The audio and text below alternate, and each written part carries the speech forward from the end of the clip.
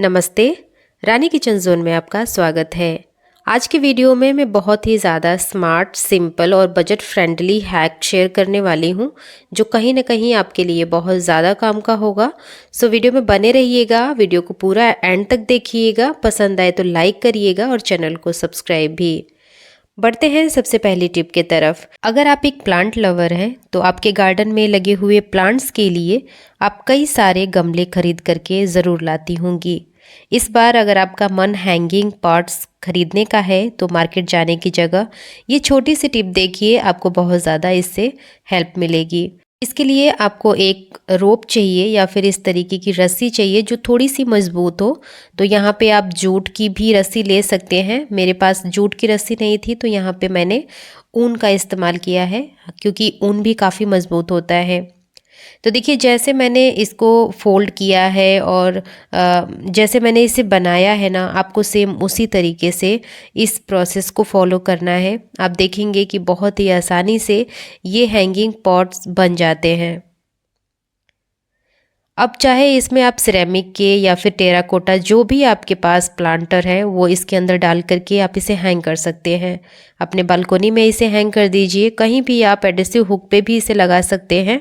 बहुत ही ज़्यादा खूबसूरत लगता है और इजी तो यह है ही। बढ़ते हैं अगली टिप के तरफ। देखिए, जब कभी भी प्याज को बारीक बारीक चॉप करना होता है तो हमें चॉपर की याद आती है और यूजुअली हर किचन में इस्तेमाल भी किया जाता है। लेकिन ज़रूरी नहीं है कि सबके पास चॉपर अवेलेबल हो। इसके लिए देखिए, आपको चाकू से ही इसे कट करने का बहुत ही इजी सा प्रोसेस बता रही हूँ। सबसे पहले जो प्याज का बॉटम वाला पार्ट होता है उसे आप कट कर लीजिएगा। कट करने के बाद जो इसका टॉप वाला, जहाँ से रूट होती है, वो वाला पार्ट बिल्कुल नहीं आपको काटना है। और देखिए, इसके छिलके को मैं इसी तरीके से छील ले रही हूँ। अब ये जो प्याज है ना, ये रूट से बिल्कुल लगा हुआ है। तो देखिए, यहाँ पे मैंने इसे छील लिया है और चलिए अब इसे मैं चॉप करके भी दिखाऊंगी। बिना किसी चॉपर की हेल्प से आप इसको बहुत ही बारीक चॉप कर पाएंगे। तो देखिए, सबसे पहले जो रूट वाला पार्ट है उसको पीछे के साइड रखना है, जहाँ से आपने कटिंग करी वहाँ से आपको इस तरीके से सीधे सीधे कट लगाने हैं। अब यहाँ पे मैंने इसे कट कर लिया है। अब देखिए, इसको कुछ इस तरीके से बिल्कुल छोटे छोटे से चॉप कर लेने हैं और ये बिल्कुल आसान तरीका है। आसान इसलिए है क्योंकि देखिए, अगर आप दोनों साइड से इसे कट कर देते तो ये बार बार स्लिप होता। जब हमने इसके रूट वाले पार्ट को रखा तो ये ईजिली एक ग्रिप बना और इसकी वजह से ये जो प्याज है वो बहुत ही ज़्यादा अच्छी तरीके से चॉप हो गई। अब आप इसको सब्ज़ी में डालिए या फिर आप जब भरता बनाते हैं उसमें भी इसे ऐड कर सकते हैं, बहुत ही ज़्यादा अच्छा लगता है। बढ़ते हैं अगली टिप की तरफ। तो यहाँ पे देखिए, लहसुन है और लहसुन को कई बार ना इसको हम कई तरीके से यूज़ करते हैं। कभी हम इसको पीस के इस्तेमाल करते हैं, तो कभी इसको कट करके या फिर क्रश करके भी इसका इस्तेमाल किया जाता है। अब जब आप इसे क्रश करते हैं ना, तो आपने देखा होगा कि लहसुन बहुत ही ज़्यादा उछलता है और इधर उधर स्लिप होकर के गिर जाता है। तो इसके लिए आपको एक क्लिंग फिल्म ले लेना है, इसके ऊपर आप रख लीजिए और बस आप किसी भी चीज़ से, किसी भारी चीज़ से इसको क्रश कर लीजिए। ऐसा करने से ये बहुत ही ज़्यादा बारीक क्रश हो जाता है और बिल्कुल भी इधर उधर स्लिप होकर के गिरता भी नहीं है। अब यहाँ पे देखिए, मैं क्लिंग फिल्म को हटा रही हूँ, इस पे चिपकता भी नहीं है। तो देखा आपने, हर चीज़ के लिए हमें किसी एप्लायंसेस या फिर टूल की ज़रूरत नहीं होती है। छोटे छोटे आइडियाज़ अगर आप फॉलो करते हैं तो आपकी किचन की लाइफ काफ़ी ज़्यादा इजी हो जाती है। इसी तरीके से जो अगली टिप हमारी है वो टमाटर को लेकर के है कि कई बार इसे हम मिक्सी में पीस देते हैं या फिर हम इसे चॉपर में कट कर देते हैं। लेकिन अगर आपके पास ये दोनों चीज़ें ना हो तो कैसे इसे बारीक कट करा जाए। तो देखिए, यहाँ पे मैंने ग्रेटर ले लिया है। अच्छा, ये जो ग्रेटर है इतना ज़्यादा चीप मिलता है कि ये हर किसी के घर में अवेलेबल होता है। बस टमाटर को आप हाफ़ कर लीजिए और इस तरीके से ग्रेटर के ऊपर रगड़िए। आप देखेंगे कि मिनट भी नहीं लगेंगे, सेकंड में आपका जो पल्प है टमाटर का वो बन करके रेडी हो जाएगा। अब आप इसको छोले में डालिए, सब्ज़ी में डालिए, बिल्कुल आपको आलस भी नहीं आएगी और टमाटर बहुत ही अच्छी तरीके से बारीक ग्रेट हो जाता है। मैं सब कुछ आपके सामने ही करके दिखा रही हूँ ताकि आपको बिल्कुल हमारी बातों पे और हमारे टिप पे भी यकीन हो, क्योंकि आप हमारे व्यूअर्स हैं तो आपका यकीन हमारे लिए बहुत ज़्यादा ज़रूरी है। तो देखिए छिलका भी बहुत आराम से निकल गया और ये पल्प भी बन करके रेडी हो गया। तो है ना ये बहुत कमाल की टिप। अगर आपने आज तक इसे आजमाया नहीं है ना, तो आज ही आप इसे आजमा करके देखिए। यकीन मानिए आपके किचन का काम बहुत ही ज़्यादा आसान होने वाला है। चलिए बढ़ते हैं अपनी अगली टिप के तरफ। तो देखिए यहाँ पे मैंने फूल गोभी ले लिया है। फूल गोभी की जो पत्तियाँ होती हैं उसको आप निकाल दीजिए अच्छी तरीके से। निकालने के बाद देखिए आपका एक टाइम सेविंग टिप्स है जो कि आपके लिए बहुत ज़्यादा काम का होगा। तो यहाँ पे मैंने अच्छी तरीके से सारी पत्तियों को निकाल करके इसको बिल्कुल फ्रेश कर लिया है। अब देखिए इसको तोड़ना कैसे है। कई लोगों के साथ ना दिक्कत होती है कि वो एक एक फूल को अलग करते हैं। तो एक एक फूल को आपको अलग बिल्कुल नहीं करना है। इसके लिए एक छोटी सी टिप आजमानी है। आपको एक पॉलीथीन की ज़रूरत होगी। आप छोटी बड़ी जैसे भी आपके पास हो आप ले सकते हैं। इसमें आप फूल गोभी को रख करके और इस तरीके से ना आप 2 बार 3 बार टैप करिएगा। इसके बाद से इसका पोजीशन चेंज करके और जो डंठल वाला पार्ट होता है ना उसे नीचे करके और फिर इसको 2 से 3 बार टैप करना है तेज तेज से। आप देखेंगे कि ये जो डंठल है बिना किसी मेहनत का एकदम आराम से अलग हो जाता है और जितने भी ये फूल हैं वो सब अलग हो जाते हैं। तो देखा आपने ये टिप पहले देखा है कि नहीं, नीचे कमेंट बॉक्स में अपना एक्सपीरियंस ज़रूर शेयर करिएगा। और यहाँ पे देखिए चाहे फूल छोटे हों या फिर हों बड़े, बहुत ही आराम से अलग हो जाते हैं बिना किसी मेहनत के।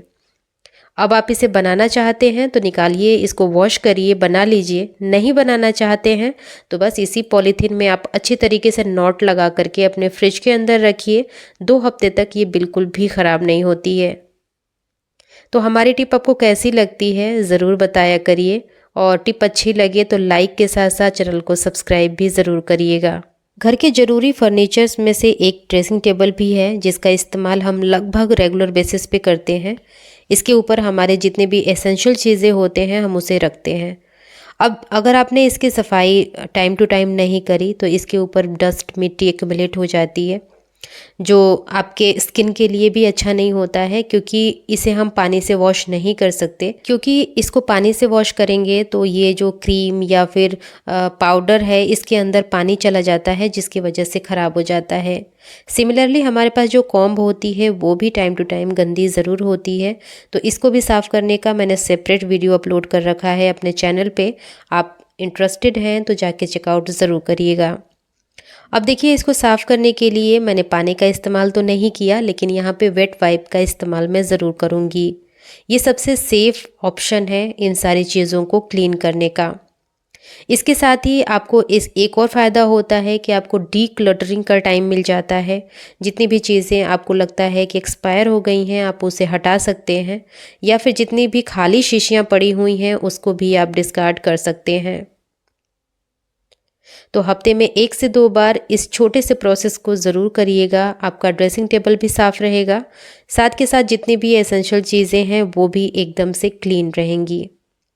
इसके साथ ही देखिए आपके पास अगर तेल की शीशी है वो लीक हो रही है, या फिर आप उसको जब निकालते हैं तो एक साथ ज़्यादा ऑयल आ जाता है, तो इसके लिए भी एक छोटी सी टिप बता रही हूँ।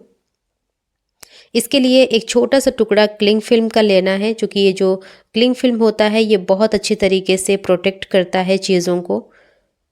तो बस मैंने इसका ढक्कन खोला और इसके ऊपर कुछ इस तरीके से लगा देना है और अब आप इसका कैप लगाइएगा।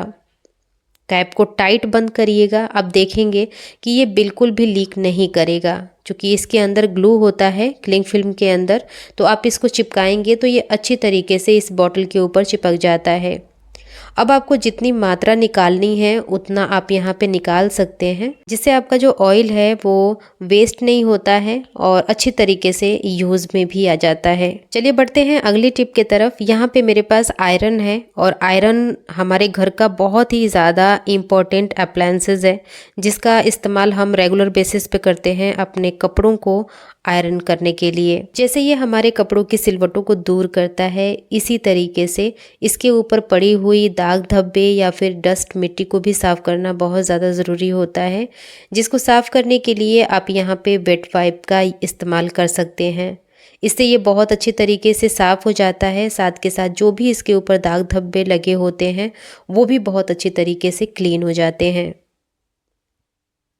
तो आप इस वेट वाइप से अच्छी तरीके से इसको वाइप करिएगा। साथ के साथ जो कॉर्ड है, कॉर्ड को भी आपको छोड़ना नहीं है, इसको भी साफ़ करके और प्लग को भी साफ़ करिएगा। इस तरीके से अगर आप अपने आयरन का केयर करते हैं तो जो आयरन 5 साल चलना चाहिए वो सीधा 10 साल चलेगा। अब देखिए इसके कॉर्ड को भी ऑर्गेनाइज़ करके रखना ज़रूरी है, तो मैंने इस तरीके से इसे फोल्ड कर दिया है। अब इसको लॉक करने के लिए देखिए इस तरीके के वायर का इस्तेमाल करूँगी। जो कोई भी नया अप्लायंसेस खरीदते हैं तो उसके कॉर्ड को सुरक्षित रखने के लिए लगा होता है, तो आप उसको बिल्कुल ना फेंकें, ये बहुत ज़्यादा काम की चीज़ होती है। अगर आपके पास ये नहीं है तो देखिए मास्क सबके पास होती है, मास्क के अंदर भी ये वाला वायर मिल जाता है, तो उसको भी निकाल करके इस तरीके से यहाँ पे लगा सकते हैं। बढ़ते हैं अगली टिप की तरफ। देखिए महिलाओं के वार्डरोब में कपड़ों की भरमार होती है और सबसे ज़्यादा साड़ियों की, क्योंकि साड़ी को किसी भी फंक्शन में वेयर करने के लिए एकदम परफेक्ट आउटफिट माना जाता है। इसलिए हम सारी महिलाएं नई नई साड़ियाँ बनवाती हैं और उनको हैंगर में टांग करके रख देती हैं। लेकिन देखिए साड़ी के साथ सबसे बड़ी प्रॉब्लम आती है कि साड़ी को पेटीकोट और ब्लाउज़ के साथ पहना जाता है। साड़ी के साथ अगर पेटीकोट ब्लाउज़ ना मिले तो फिर आप इसे पहन नहीं सकते। तो इसलिए इन सारी चीज़ों को किस तरीके से आप हैंगर में टांगेंगे कि ये अच्छी तरीके से लॉक होकर के रहेगा, बिल्कुल भी नहीं गिरेगा। आप जो मैंने प्रोसेस बता रखा है उसको ध्यान से देखिएगा। अगर आपको फिर भी समझ में नहीं आ रहा है तो थोड़ा सा वीडियो को स्लो करके देखिएगा, डेफिनेटली आपको समझ में आ जाएगा। इस तरीके से रखी हुई साड़ियाँ बहुत अच्छी तरीके से ऑर्गेनाइज रहती हैं। देख लेते हैं अगली टिप। देखिए इस तरीके की क्रीम का इस्तेमाल करते हैं तो आपने देखा होगा कि यहाँ पे एक लॉक लगा होता है, जिसको आप ओपन करते हैं तो ये खुल जाता है, फिर आप जब इसे बंद करते हैं तो ये लॉक होता है। कई बार बच्चों की गलती से या फिर आपसे ही गलती से ये नीचे गिर जाता है, जिसकी वजह से ये लॉक टूट करके अंदर चला जाता है। तो इसको निकालने के लिए देखिए मैं आपको बहुत ही सिंपल सा तरीका बता रही हूँ। सबसे पहले आपको ना इस तरीके से इसे ओपन कर लेना है और ओपन करने के बाद ये जो लॉक है इसको निकालना बहुत ज़्यादा ज़रूरी है। तो देखिए कोई भी पॉइंटर नाइफ ले लीजिएगा और उससे अच्छी तरीके से इसको प्रेस करेंगे ना तो ये बहुत जल्दी निकल जाता है। देखिए अब इसके वजह से क्या होता है कि ये क्रीम निकलती नहीं है और बार बार आपको इसका कैप खोल करके इसको निकालना पड़ता है। तो आप इसे निकाल दीजिए और अब इसको कैप को अच्छी तरीके से लगाइए। लगाने के बाद देखिए कितना ज़्यादा आसान हो गया इसे निकालना। अब इसी तरीके से आप निकाल करके अप्लाई कर सकते हैं और ये जो लॉक है उसको भी आप लगा दीजिए। तो ये बहुत ही आसान सा और रीयूज़ करने का तरीका है, आप इसे ज़रूर आजमा करके देखिएगा। चलिए बढ़ते हैं अपनी अगली टिप के तरफ। देखिए बरसात का टाइम हो या फिर हो विंटर का टाइम, आपका जो लाइटर होता है वो कभी कभी धोखा ज़रूर दे देता है, कभी कभी ये जलता नहीं है। तो इसका मतलब ये है कि इसके अंदर थोड़ी बहुत नमी आ जाती है।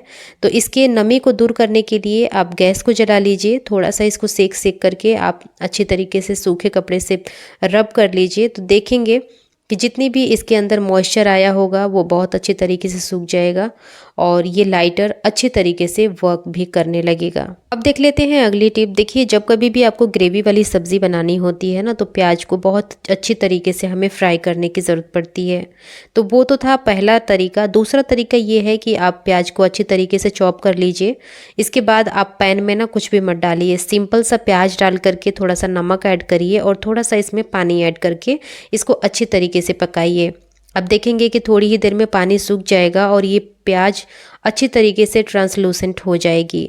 बस आप इसको निकालिए, तड़का दे करके इसको पकाइए। आपकी जो ग्रेवी है ना सब्ज़ी की बहुत ही अच्छी एकदम थिक होती है। ये टिप भी ज़रूर आजमा करके देखिएगा। सो फ्रेंड्स ये थी आज की वीडियो। पसंद आई तो लाइक करिएगा, रानी किचन जोन को सब्सक्राइब भी कर लीजिएगा इसी तरीके की अमेजिंग वीडियो देखने के लिए। आज के लिए इतना ही, मिलूंगी मैं नेक्स्ट वीडियो में। तब तक के लिए bye bye and take care.